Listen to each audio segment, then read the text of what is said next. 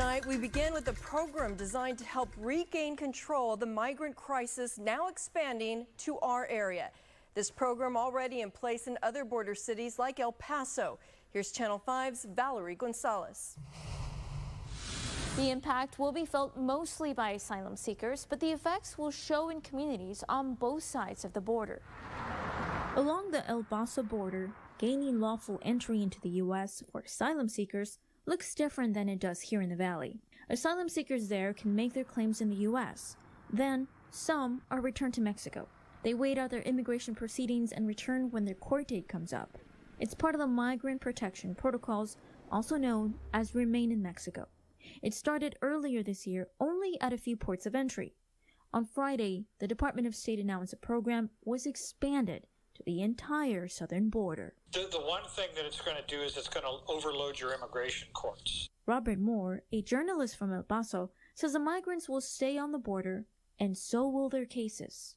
Typically, these people would have fanned out across the country and gone to immigration courts wherever they set up, but now they're going to be going to immigration courts on the border. This is a strategy the federal government uses to decrease access to U.S. territory for asylum seekers. According to a press release, aliens will not be permitted to disappear into the U.S. before a court issues a final decision on whether they will be admitted and provided protection under U.S. law.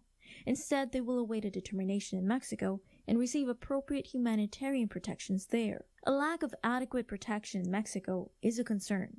Safety and shelter are scarce.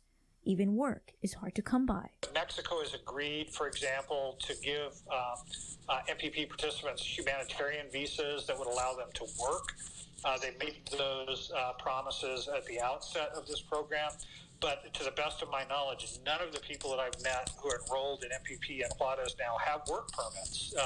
So they can't work. Housing is uncertain. If they do manage to find housing for a year in a cash-strapped border town, migrants still face another challenge: access to legal help. For the nonprofits here, many of them have restrictions on their grant money that keep them from going over. And for private sector attorneys, you basically have to go up an entire day to go over and meet with one client in what may be dangerous conditions. The way the government sees it, expanding the program will help the immigration process. MPP will reduce the extraordinary strain on our border security and immigration system. Moore says the backlog in El Paso has grown rapidly since the program started. We reached out to the president of the National Association of Immigration Judges. Judge Ashley Tabador stated, "Right now, the two courts handling MPP dockets are San Diego and the El Paso non-detained courts. The numbers are rapidly growing, and the agency is scheduling the judges' dockets beyond capacity.